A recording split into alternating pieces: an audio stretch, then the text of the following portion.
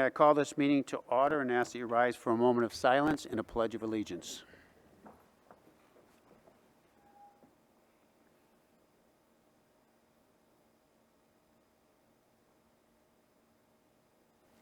I pledge allegiance to the flag of the United States of America and to the republic for which it stands, one nation, under God, indivisible, with liberty and justice for all.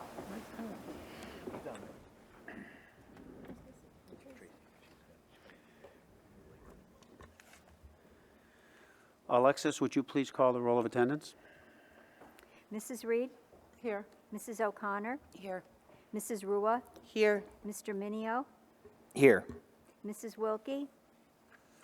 Mr. Bonavita? Here. Student Representative Jack Dunn? Here. And Mayor Sapelli. Here. 6 present, 1 absent. Thank you. Next, we have citizen speak time, and I don't believe we have anyone that signed up this evening. So next, we have highlights on education, and I'm going to turn this over to Mr. Lemansky. Thank you, Mayor Sapelli. We have a student here from Agawam High School who's going to present, Zahidi Kure. She's part of Project 351. We've had several students from the junior high participate in Project 351. I'm going to let her talk a little bit about it. That's why we have her here, and she can fill us in, and hopefully we get more and more students involved with it. So, Zahida, it's your mic. She's got it. I'm the ambassador for Agawam for Project 351 for 2019.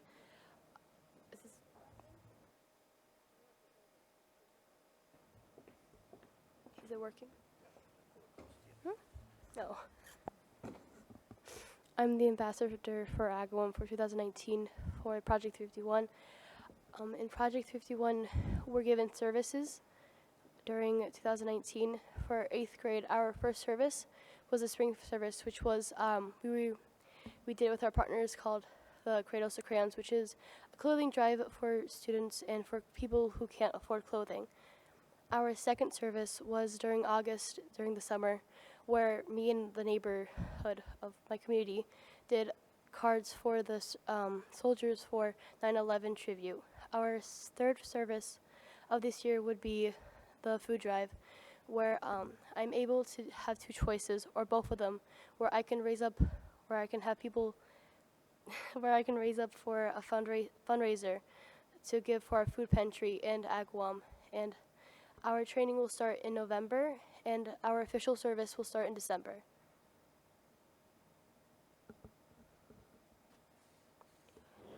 Does anyone have questions for Zahida about Project 351? There's 351 districts across the state, so each district has the opportunity to have a student or students be part of this. And so, was it in junior high where you were? Or are you still active in 351? It starts in your 8th grade year, in the first year of 2019, and it goes throughout your freshman year. Okay. How often do you meet? We don't have meetings. Instead, they email us every month or so often. It matters on our next services. So I recently got an email today for the registration for the food drive today, and they'll be emailing me again on October 28th for our training calls, where they help us organize for our food drives and help us find out food pantry to help us organize and have a manageable time for our resources and help us bring our community together. How many students work with you and volunteer their time to help out? As much as I can get, because since it's mostly community-based, I would ask the students of our school and maybe our community outside our school to help me. So I would usually, at least for this one, for the food drive, I really want to have more of a social kind of impact, or like having like social media and like spreading out to the world about world hunger and how many people are being affected in Massachusetts and all around the world. So do students who are involved in this, they do different kinds of projects across the state? So do you mean the ambassadors? Yes, or- ambassadors, yes. No, because for the ambassadors, since it's 351 cities and towns in Massachusetts, we're all doing the same services. It's Okay. all for our own towns and cities. Okay, that's good to know. Thank you. Thank you very much. All right, thank you. Oh, Thank you. thank you. Have a nice day. Thank you. Thank you very much. Thank you for coming out. Next, we have superintendent's notes. Mr. Lemansky. Good evening. I have a few items on which to report this evening. First, congratulations to 12th grade student Joey Jagodowski, who was recently accepted into the National Association of Music Educators All-National Band. Next, the high school counseling department will host a college panel tomorrow evening, October 9th at 6 p.m. The program will feature representatives from different colleges who will explain the college application process. The event is open to all and free of charge. Just a reminder that schools will be closed for the Columbus Day holiday on Monday, October 14th. Schools will reopen on Tuesday, October 15th. Next, on October 17th, the 8th grade band will travel to the University of Mass in Amherst to hear talented musicians play in a variety of venues such as concert band, jazz band, and wind ensembles. The annual full-day program helps students further develop a broader appreciation of instrumental music. Also a reminder that the 4th annual Agawam High School ceremony will take place on Sunday, October 20th at 12 noon in the school gymnasium. This year's inductees include 10 athletes, 2 coaches, and 2 teams. Next, on Thursday, October 24th, I will be attending the annual Mass Q Conference in Foxborough with members of the IT department. Mrs. Hoffman will also attend the conference on October 25th. Also on Friday, October 25th, the junior high school will host its annual social night for 7th and 8th grade students from 5 to 8 p.m. in the school's gym and cafe. Last, I'm pleased to report that our recent community forum on redistricting and the Early Childhood Center was well attended with approximately 75 to 100 people in attendance. During discussion, many questions were answered and concerns were voiced. We will be working closely with principals and teachers as we move forward to make the pre-K to 4 model reality at each of our 4 elementary schools. To that end, a steering committee will be established and charged with addressing those concerns raised and implementing a timeline for redistricting. That concludes my notes for this evening. Thank you, Mr. Lemansky. Next, we have Student Advisory Committee Representative Update. Jack Dunn. Thank you. So at the high school this week, we just finished up our NEAS accreditation. I know many of my teachers, and I assume Mr. Lemansky is very thrilled to be done with that. I can tell you a lot of teachers are. Myself included, with some of my other students, volunteered not only at the accreditation on Sunday, this past Sunday, or 2 Sundays ago now, but also volunteered during school to be monitored during our day and volunteered to help out all the NEAS representatives throughout the school. Also, we have an upcoming blood drive on October 18th, and that will be held in the gymnasium. We've also had, this is a little bit of an extra, so in my process of looking for colleges, I've heard one common theme about our guidance counselor. A lady from Rutgers had worked very closely with our guidance office, and I was happy to say that she couldn't say enough about our guidance department at the high school and how much they do for us at Agawam and how much better they are than many other districts around. And my dad even pointed it out afterward. He was very pleased to hear something from someone like her who works very closely with a lot of different guidance districts around the area. So I give all my respect to them, and I thank them for all the support they've given us in our college search. Thank you very much, and thank you for that feedback on our counseling department. Well appreciated. And thank you and the other students that were involved with you with the assistance with NEASC. I know that was a lot of your own personal time that you took to be there, and you represented us well, so thank you so much. Greatly appreciated. Under unfinished business, we have SCR 19-22, election of MASC voting and alternate delegates to the annual business meeting. We will take these separately. We will vote for the voting member first and then the alternate second. The chair will now entertain nominations for the voting delegate. Mrs. Reed? I nominate Mrs. Rua as the voting delegate. Mrs. Rua is the voting delegate. Is there a second? Second. Seconded by Ms. O'Connor. Any other nominations?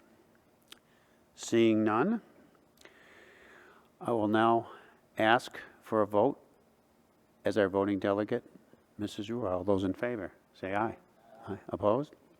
Congratulations, Mrs. Rua, and thank you for your service and your willingness to go down there and attend and be our voting delegate. Thank you very much. Thank you.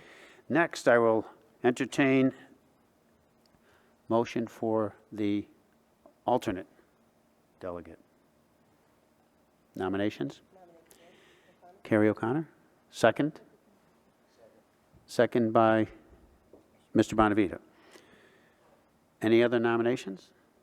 Seeing none, all those in favor of Carrie as the alternate delegate, say aye. Aye. Opposed?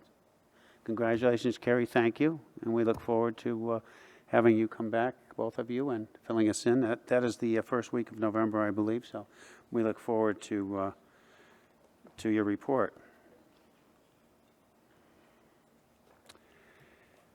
Next, we have SCR 19-23, adoption of the 2019 MASC resolutions. Alexis will read these resolutions, and please be patient. They are very lengthy, and we appreciate greatly the fact that you're reading them and not us. So we will have her read these resolutions, and then we will vote on each one after she reads them. We'll take them separately. Alexis, the floor is yours. Resolution number 1, banning polystyrene from schools. Whereas expanded polystyrene foam is made with styrene, a chemical the Department of Health and Human Services has deemed as reasonably anticipated to be a human carcinogen, and the use of expanded polystyrene foam in food and beverage containers, especially containers holding hot or acidic food, have been shown to leach styrene into food and beverages. Therefore, be it resolved that MASC urge the Commonwealth of Massachusetts to ban the use of expanded polystyrene foam cups, bowls, plates, and trays for Massachusetts public schools by the 2022-2023 school year. Rationale. Proponents cite the presence of toxins, including carcinogens in polystyrene, and note that containers manufactured with this substance can be found in food and beverage containers that might pose a risk to students and others. Thank you. Any questions? Is there a motion to adopt Resolution 1? Motion made by Mrs. Reed, seconded by Mrs. Rua. All those in favor say aye. Aye. Aye. Opposed? You have adopted Resolution 1. Thank you. Number 2. Resolution 2, pertaining to educator diversity and professional licensure.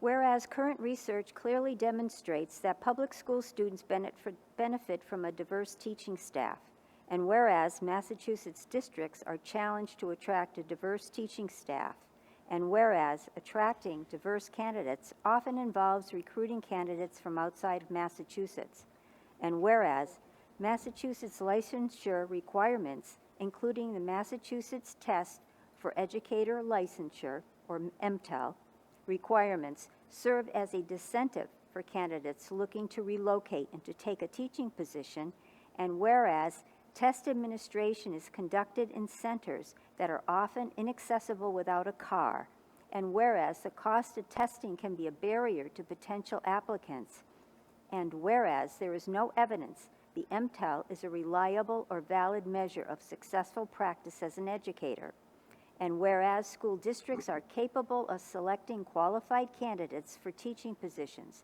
as well as supervising, evaluating, and deciding on whether to retain the services of probationary candidates. And whereas the Board of Elementary and Secondary Education governs educator licensure in Massachusetts, and whereas practicing educators and school committee members are prohibited from serving on the Board of Elementary and Secondary Education, and whereas the teaching profession is the only profession or trade in Massachusetts where the holders of a license are prohibited from serving on its governing board. Therefore, be it resolved that the Massachusetts Association of School Committees calls for the elimination of the MTEL and the Massachusetts Performance Assessment for Leaders tests as licensing requirements for education.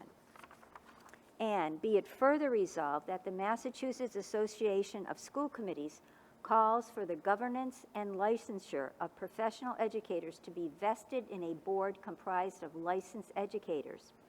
Rationale. The licensure of Massachusetts educators is governed by the Board of Elementary and Secondary Education. The oversight of licensure by non-educators has resulted in a complex, difficult licensure system that discourages qualified candidates from applying for licensure and employment in Massachusetts. Recruiting a diverse, qualified cohort of new educators will be enhanced if the barriers presented by MTEL are removed and if licensure regulations and standards are placed in the hands of a committee of educators. Thank you. Is there a motion to adopt Resolution 2?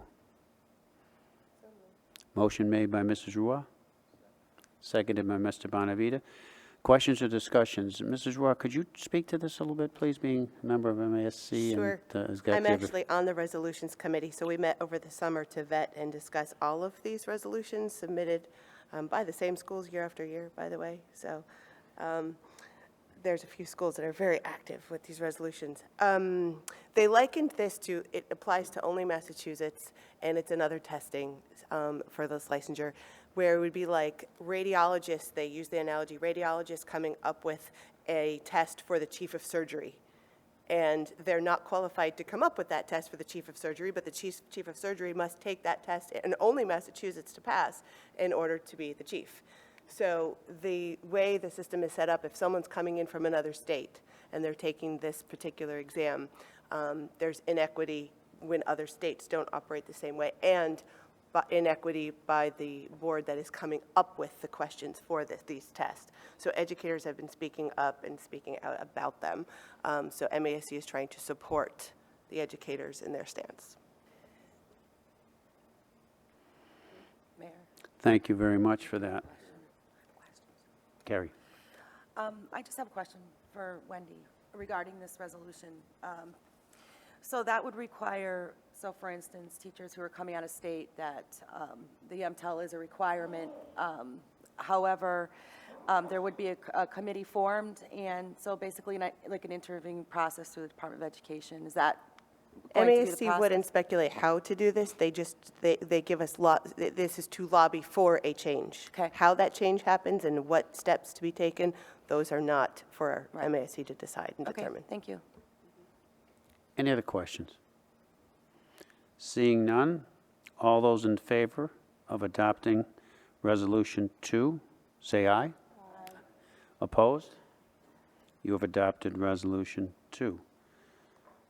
Alexis? Resolution number 3, school transportation. Whereas among the transportation cost concerns for school districts is the lack of competition for bus contracts for regular day services, as well as costs for special education transportation. And whereas elimination of Mass General Law, Chapter 71, Section 7C, would free the school districts and regional transportation authorities to collaborate on plans to provide safe and efficient transportation alternatives that lessen the financial impact on both the districts and the Commonwealth. And whereas the lack of bidders on school transportation contracts requires a deeper analysis by the appropriate state officials. Therefore, be it resolved that in order to promote greater competition for bus service contracts and improve performance, MASC calls for the creation of a working group to advise the legislature on the best solutions to support greater competition and higher performance from transportation companies. Be it further resolved that in order to promote greater competition for bus service contracts, the legislature should eliminate Mass General Law, Chapter 71, Section 7C, and authorize a deeper analysis into the lack of bidders on school transportation. Thank you. Is there a motion to adopt Resolution 3? Motion made by Mr. Connor, second. Seconded by Mr. Minio. Questions, discussions? Maybe you can give us the MASC position on this? This one's probably fairly self-explanatory. More bidders, better contracts. And so for us, we're in a good region where it doesn't impact us as greatly, but the regional schools, it definitely does. So we have to remember we're lobbying for districts across the state, not just districts that look like us. Thank you. Any questions? It just sounds like a good idea to me as far as eliminating that section. Any other questions? All those in favor of adopting this resolution, say aye. Aye. Opposed? You've adopted this resolution as well. Next, Alexis. Alexis, you need to read through the whole thing because the therefore and the, maybe if you just read the bottom, because we've read these already in our packets. I can just go right to the rationales if you want. Rationale, I think that would be helpful. That would be really helpful. And we're trying to, and you owe me one now. Yes, go. Okay. Resolution number 4, climate change. Therefore, be it resolved that MASC calls on Congress to take swift and effective action on climate change to protect current and future students. Be it further resolved that MASC advocates for funding for school infrastructure need and emergency funding for disaster relief caused by natural catastrophes and extreme weather events. Rationale. This resolution represents a call by advocates for action on climate change at the federal level and for state funding to anticipate the climatological implications and the emergencies they might cause. Is there a motion? Mr. Bonavita, second? Mrs. Reed, questions, discussions, interpretations? Fairly simple? All set? Just by watching TV with the weather around the country, what's been happening, to say there isn't a climate problem, change problem, that to say it doesn't exist is very difficult to have that opinion, so I agree. And if you notice, it's not to instruct about climate change. It's nothing to do with instruction or sending a message in any way. It's about preparedness, and preparedness in your physical space as well, and emergency response funding. Thank you. No other discussion, questions? All those in favor of adopting Resolution 4 on climate change, say aye. Aye. Opposed? You have approved Resolution 4 on climate change, and for the record, let it be noted that Ms. Wilkie was able to join us. I know she had a work commitment and was going to be late, and we appreciate you getting out of work and rushing over here, so thank you for that. We're in the middle of some of the resolutions. There are 9 of them. We're on Resolution 5. Resolution number 5, full funding of transportation costs for students in foster care and state care. Rationale. Because the foster care population is fluid, it is difficult for a school district to budget properly for unexpected transportation costs of students in foster care or state custody. Direct and full funding of transportation will remedy these problems while equitably and accurately allocating costs. The state auditor notes the Commonwealth's failure to provide funding for the transportation of foster care students may be an unfunded mandate under the local mandate law, General Law, Chapter 29, Section 27C. This is a similar situation to that of the McKinney-Vento finding by Auditor Bump in 2011-2012. As the requirement is tied to federal funding under Title I, the need to provide transit to these students means this could potentially be a requirement passed by the state to local districts without offsetting funding. Massachusetts received over $220 million in Title I Part A grants in each of the fiscal years 2016, 2017, and 2018.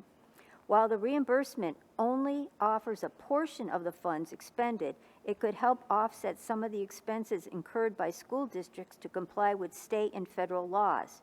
We applaud DCF and DESE for the effort underway to modify the federal plan to allow for reimbursement to Massachusetts for expenses incurred by school districts. This resolution explicitly recognizes that education expenses include all education-related costs associated with the imposition of federal requirements and the decision-making of the Department of Children and Families regarding each foster child's residential situation. Direct state funding of these services will allow for a more accurate allocation of funds to affected communities. Funding from the state will also lessen the administrative time lost by central office staff trying to determine the district financially responsible for each student and seeking reimbursement after the fact. Estimated total costs, less the estimated existing payments, would net to approximately $56 million annually. More accurate data can be found. Thank you very much. Is there a motion to adopt Resolution 5 for funding transportation for foster care and state custody students? Motion made by Ms. O'Connor, second. Seconded by Mrs. Rua. Questions or discussions?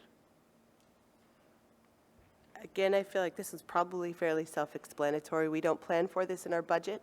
It happens, and the costs need to follow. The money needs to follow. And many, many groups have been lobbying for this, including, like it says, DCF and DESE. But Auditor Bump has been tremendous supporter of helping MASC to write the language and encourage us to lobby for this.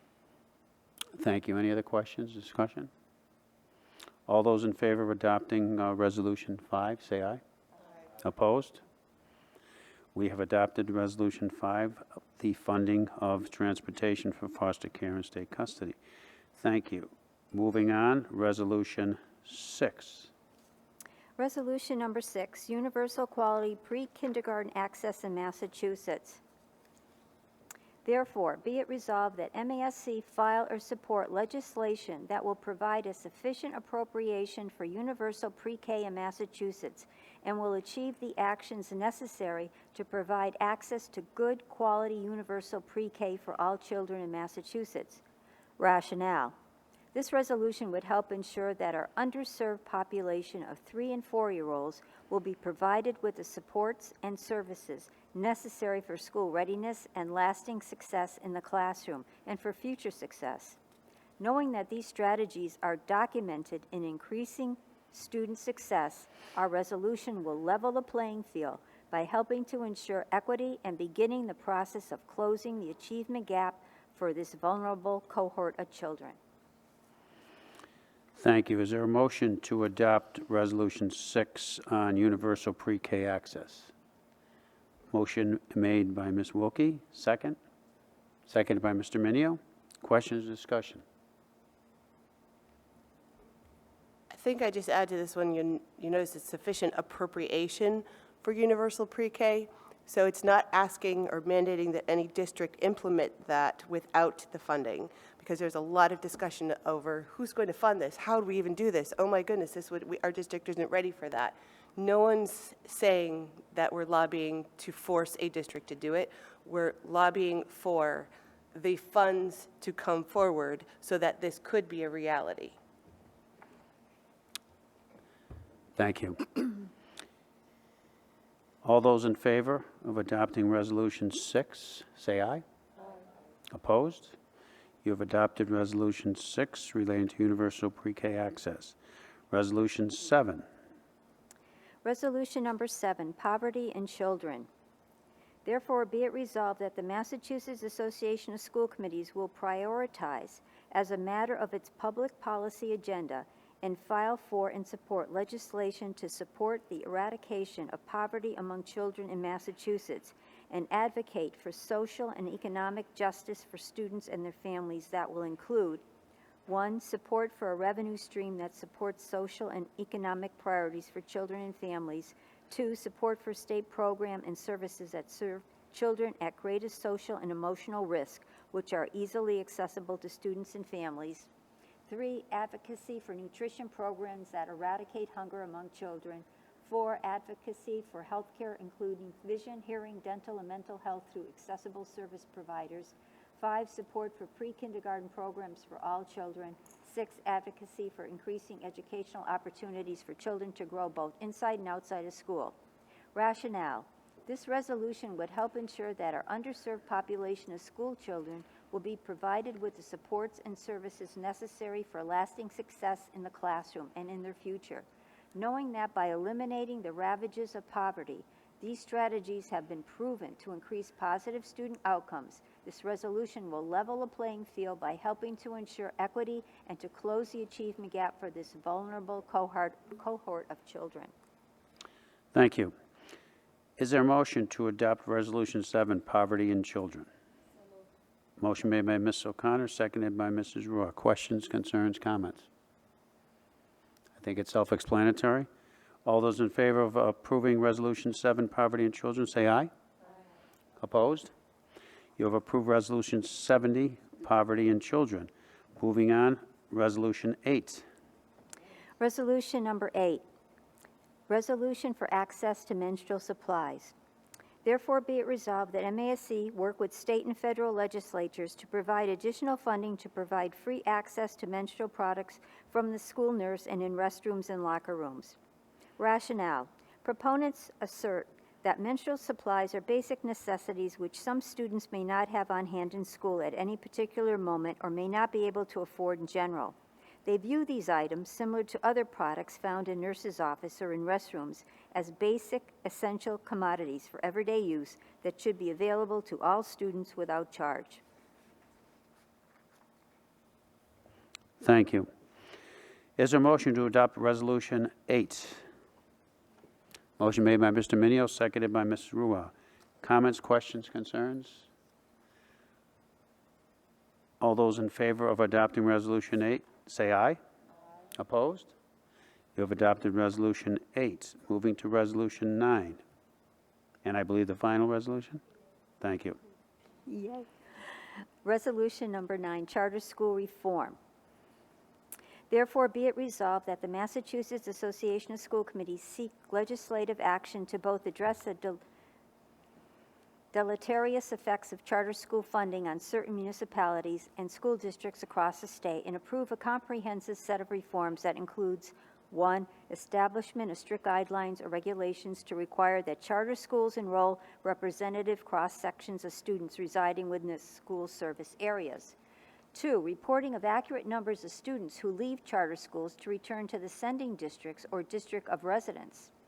3, requiring the Mass Department of Elementary and Secondary Education to retain and report accurate data on enrollment of students with learning disabilities, physical disabilities, economic disadvantage, emotional disability, and status as racial and linguistic minorities. 4, state requirements that all charter schools be funded in full by the Commonwealth rather than by expropriation of Chapter 70 education aid from the sending cities, towns, and regions. 5, state funding in full of any mitigation funds created to offset the loss of state funding for students who become students in charter schools. Rationale. This resolution addresses several areas where charter school critics note that school districts are disadvantaged by current policy. Among these issues are failure to recruit and retain a fair proportion of students at risk, English language learners, or clients of special education services. The resolution also recommends that charter schools should be funded as a discrete budget line item, rather than district Chapter 70 funding diverted to charter schools, and that the current mitigation program to offset temporary losses of district funds be fully funded. Critics of this resolution may argue that the money follows the child and that charter schools represent choices for parents and schools. They might also cite efforts by some charter schools to recruit students at risk. Thank you. Is there a motion to adopt Resolution 9? Motion made by Mrs. Reed, seconded by Ms. Wilkie and Mrs. Rua. Questions, comments, concerns? Seeing none? All those in favor of adopting Resolution 9, Charter School Reform, say aye. Opposed? You have approved adopting Resolution 9, our final resolution relating to charter school reform. Thank you very much. Thank you, Alexis. Nice job.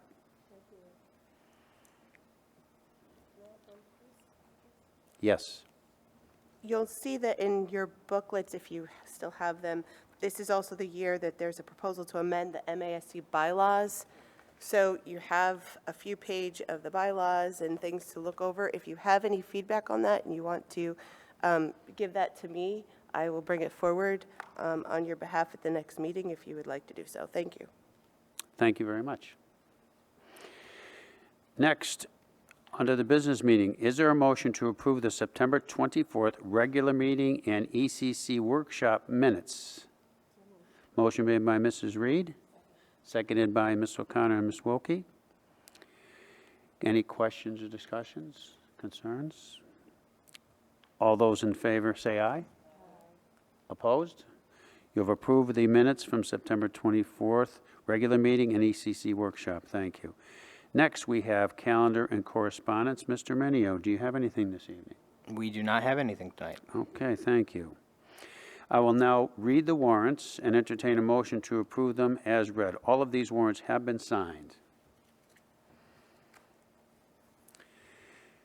First warrant, SW 20-22, warrant number 20-106, amount of warrant $8,220.27. Warrant SW 20-23, warrant number 20-107, amount of warrant $21,887.08.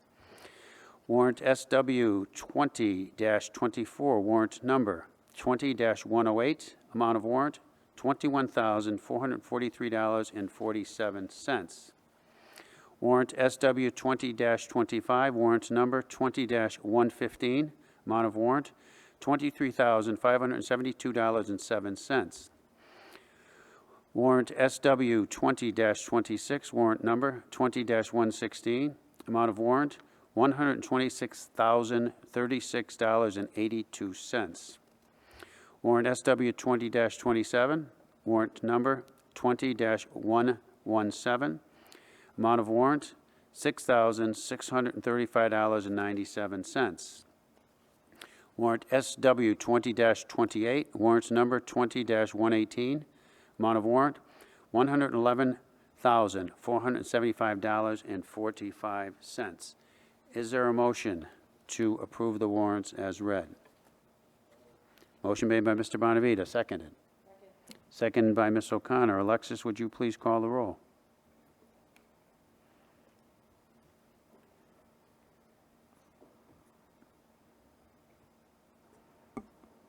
Mrs. Reed? Yes. Mrs. O'Connor? Yes. Mrs. Rua? Yes? Mr. Minio? Yes. Mrs. Wilkie? Yes. Mr. Bonavita? Yes. And Mayor Sapelli? Yes. 7 yes. Thank you. With 7 yes, 0 no, you've approved the warrants as read. Next, we have reports. You will see that you have a student/teacher enrollment paper report. You have high school course elimination paper report. And we have a professional development update with Ms. Hoffman. I don't know if you wanted to make any comments, Mr. Lemansky? Just to say that this is Mrs. Hoffman's second year, and we're making a lot of progress with our professional development and organizing it and getting it out there, and also getting the input from a lot of the teachers that are in the district. So go ahead, Mrs. Hoffman. Thank you. Good evening. I have a very short update for you tonight. But as Mr. Lemansky said, we do have a professional development committee that was established in the district. I think it was established. One second here. There we go. And it's been really, really helpful to me in a couple of different ways to hear from other teachers, get feedback from the teachers across the district. They can reach out to the community members and let them know some of the needs that they have or some of the presentations they've been to that they would like to kind of bring into the district. And as you can see, our committee is made up of administrators, coaches, teachers, Common Core facilitators, a lot of the people who actually lead the professional development throughout the district. And what we heard from teachers last year was they really would like us to plan the year ahead so they know what's coming. And so that's what we charged ourselves to do last year. So the next slide, you can see we came up with a year schedule for professional development. And in this schedule, you'll notice we have a variety of different things. We have a couple of full-day professional development sessions, and then we have some half-day options. We also have time for departments to meet or grade levels at the elementary schools. Sometimes elementary schools do school-wide initiatives, so we have some time built in for that. But one of the other strong messages we heard from teachers is they would really like to have a choice and not always get the same thing or always be told what professional development they were receiving. So last year in 2018, we started a couple of different professional development sessions where we had a menu of options for teachers to choose from. We heard that they really liked that idea. And we started small last year because the year had already begun, and we needed to get these professional development days planned. But we really took a look last year at planning those menu sessions this year.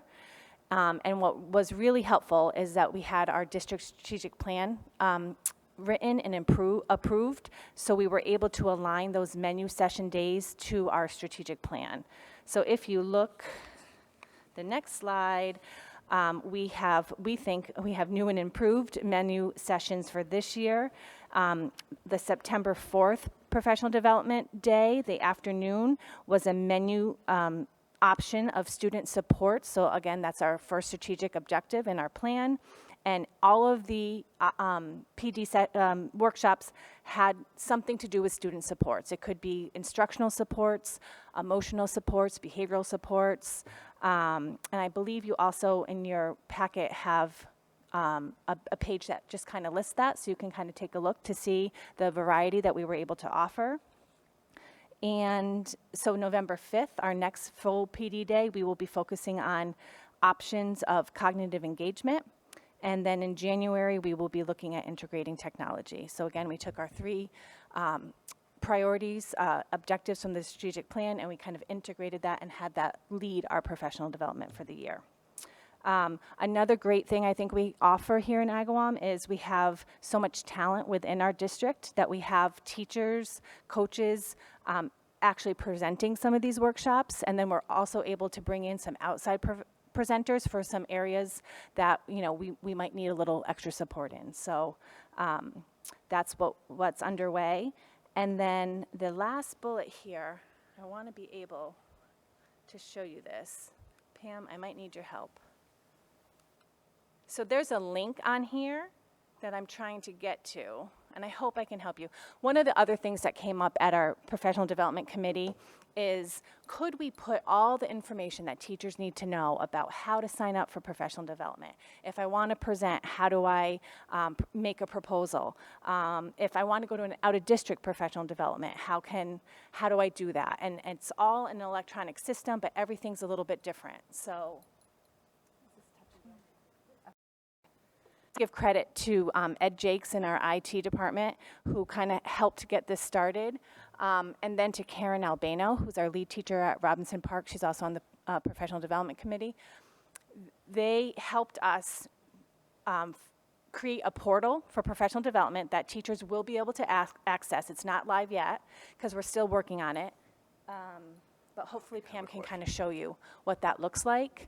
And again, I think Karen went in and just put a whole lot of content and links, so it's kind of a one-stop shopping. If I have a question about professional development, I can go here and get all my questions answered, hopefully. So I'll ask a question while we're waiting. Sure. So on November 5th, we have a guest speaker coming, and just so the committee knows, what we've tried to do with our guest speakers is to, they can be sometimes expensive, but on this November 5th, which is typically, or the November one is typically election day, we try to team up with another district and where they share the cost with us. So we have a guest speaker in the morning, and we're sharing that with West Springfield this year. Yes. So would you want to talk about who that Sure. person is? Actually, myself and Mr. Schnepp from the high school and Mrs. Salameo from Granger School went to a workshop last fall about assessments in schools and really grading for learning.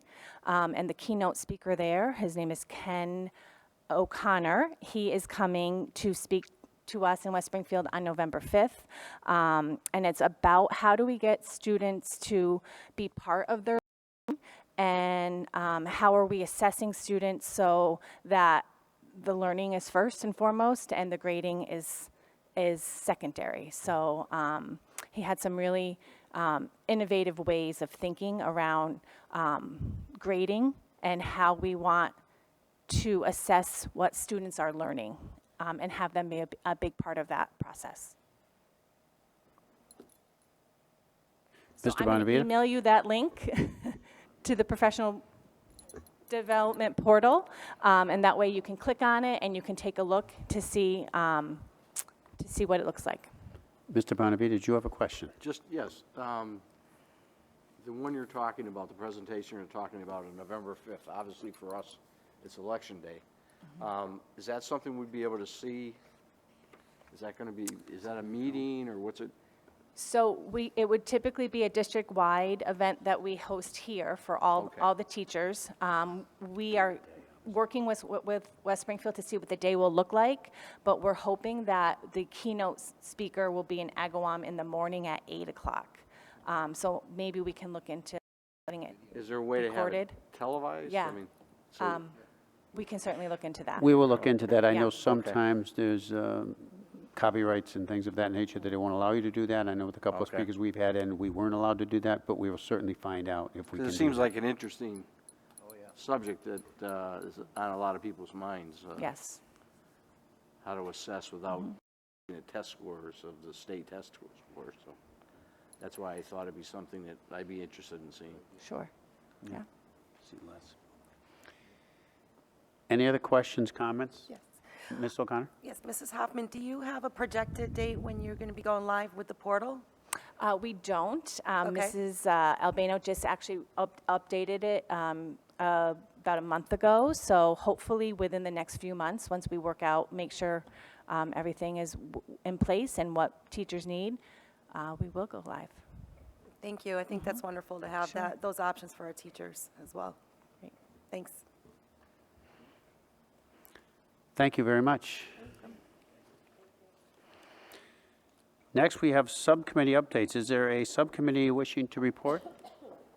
None? Mr. Bonavita?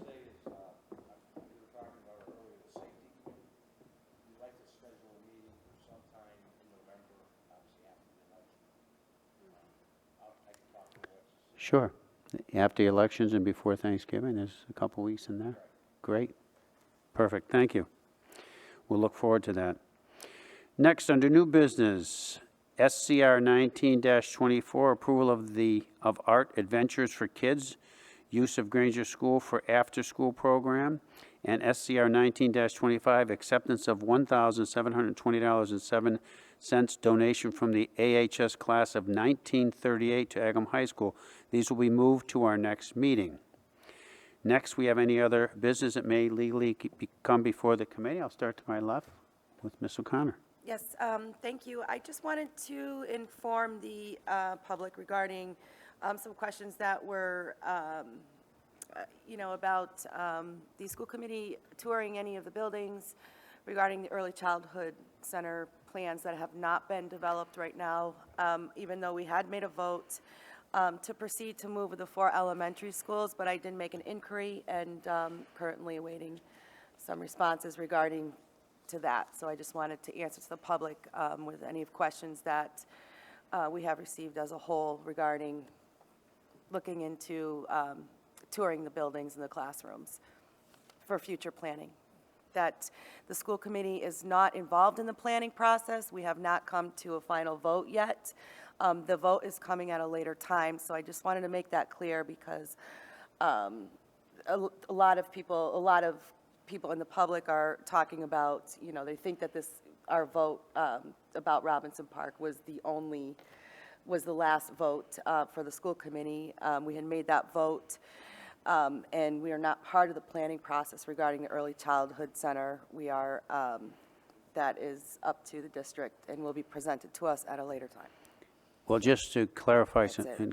some confusion that might have been created by some of those statements, we did take a vote, and we did decide that the preschool through fours, we're going to go through the 4 elementary schools, where we're going to do redistricting. What we didn't decide is specific classrooms and where certain programs were going to be going. Those are the finer, articulate pieces that need to be put together with a committee. But it is done that it is pre-K to 4, 4 elementaries with the redistricting involved, just to clarify that. Mrs. Reed. So I just wanted to piggyback on something that our student representative said about our counseling department. They are doing a phenomenal job, and with Naviance, they've come, having a couple kids that went through the high school, and I'm dealing with the colleges now, they've really come a long way in the last few years, and I think they're doing a great job, and I wanted to just piggyback on that. Also, I wanted to formally thank Mrs. Rua for always representing us in the MASC and keeping us informed on what is going on there. I know you put a lot of time and effort into that, and I wanted to just publicly thank you for that. Thank you. Mrs. Rua. Thank you, Mrs. Reed. I appreciate that. We actually do a lot of our work over the summer, so it's kind of fun sometimes. Sometimes I don't like the fact that they scheduled the delegate assembly at 3:15 p.m. on a Friday, because for those of us who are ever going to try to get home, it'll be next to impossible, but that's okay. I wanted to just comment on the NEASC accreditation process. Having taken the opportunity to take the invite to spend Sunday at the welcome with all of my colleagues who were present, the presentations by the students and involving the students in that was absolutely tremendous. They were such well-spoken individuals, and having them front and center for the accreditation team, I was very, very impressed. And I just wanted to thank every teacher, every administrator, everyone who put so much effort into getting that prepped and ready. The student ambassadors who met the team were by far my favorite part of the day, because they just showed what a wonderful culture we have in our school district. And I was absolutely impressed yet again with our youth. And secondly, I just also wanted to say that I went to the AP kickoff breakfast, and again, I did not realize we had 18 AP exams that are available to our students. And having the opportunity, I can't believe I'm saying this, but having a junior in high school and meeting with some college reps, I would echo what our student rep said when my son talked to some of the student reps and asks them about will they accept AP credit, and they hear you're from Agawam. Honestly, that makes a difference where you are from. These are learning curves for me. I didn't know all of that, but they understand that our program here and the time and the effort and the Saturday sessions and the extra sessions the kids get really prep them for those exams. So we spend a lot of time talking about so many of the interventions and other things, and I want to just say, on the opposite end of the spectrum, the AP that exists, thoroughly impressive. And thank you to Mr. Trahan, who put together an outstanding presentation on the percentages and the understanding of who gets what grades and how they score on the tests. But I wish he would bring that to all of us on the committee, because that presentation he made at the breakfast was outstanding. It'd be well done to do some of that here. Thank you. Thank you. Ms. Wilkie. I would just like to say, I'm sorry I was late to the party, but I look forward to working along with everybody on the new development of the ECC going into the elementary schools. I think it's going to be a really great thing for the town and for the younger families. Also, I have to kind of mimic what Wendy was saying about the AP classes. I've heard this from other colleges. With my son looking around, they do say it matters that they come from Agawam, which I was really proud to hear. And other than that, that's all I have for tonight. Oh, and Shane's Foundation Golf Tournament was a huge success, thanks to family, friends, and community, and thank you. Thank you. Mr. Bonavita. Yes, I just wanted to say to Mr. Lemansky that when you talked about the various committees at our last meeting when we voted on the site, and I'm glad Mr. Sapelli clarified it, the site is chosen, but you have various committees that are going to work on how to implement and utilize the sites. Also, I'd like to comment on the professional development piece on assessments of tests, whether it's, standardized tests. A lot of people think there's too much, as I do, think that there's too much standardized testing, and there should be other ways to assess students other than that. I think most of us received a phone call in the last 2 weeks from an individual who thought that our standardized tests were not up to par, and obviously we're going to receive a report on that, I assume at some point. We can take a look at the scores and see where we are. To me, standardized testing is only, first of all, I really don't believe in it. And I think I've stated that many times, but it's there, and to me, it's only one piece of the puzzle. I mean, there has to be some other ways to assess students inside the classroom. So teachers aren't teaching to a test, they're teaching to the students, the various curriculum. In my career, I just can't tell you how many people I've met that are very bright people, and then when they take one of these type of tests, I don't want to say they freeze, but something is off. They don't test the way they should, based on their ability and their knowledge. So testing doesn't always, those standardized tests don't always show the true person and the abilities of the person. So I'm happy to see that you're working on that as far as trying to find other ways to look at an individual, a student, and how to assess them, because I think it's important. Thank you. Yes, Ms. Wilkie. So about the standardized testing, Anthony, if we were all the exact same and we took the test, that would be one thing. Right. But what makes this world wonderful is that we're all individuals, so no two people are going to test the same on those standardized testings. So I disagree with standardized testing 100%. Mr. Minio. As Anthony said, when I took my GMATs, I don't think that score determined how good of a manager I was going to be. As Mr. Bonavita took his LSAT, I don't think that determined how well he was going to do in law school. I did want to say I was very impressed with the NEASC visit, specifically the panel presentation. Jack and the other students, the parents, everybody, teachers, everybody did a wonderful job. Just looking at that timeline, the amount of work that took into that, thank you to the administration and staff for all that you did during those 4 days. I also do need to mention there is a lost golden retriever in Feeding Hills on near Burgers 911. My wife is out currently looking for it, so she told me to make sure that I do mention if anybody does see a golden retriever in Feeding Hills, please call animal control. Someone really wants their dog back. Thank you. Thank you. Mr. Lemansky. I'll have two comments. One on the testing. We must understand that the testing is different than it was before. Last year was the first time the high school took a computerized test. So it's the next generation test, so it's much different. And even our commissioner is talking about how the test will change. And as we hear every time from him as he speaks, fortunately some of us have heard him many times. So he's looking at the testing and assessing much differently. So I think there's a lot of educators applauding that. Secondly, on the Early Childhood Center redistricting, Mrs. Hoffman and I got to meet with the teachers from the Early Childhood Center yesterday at Perry Lane and also today at the Granger School. So it was very informative, and they showed us some good things, and they're part of the process, and that's going to be very important as we move forward. I know tomorrow Mrs. Hoffman and I will be meeting with Mrs. Palazzi to plan some next steps.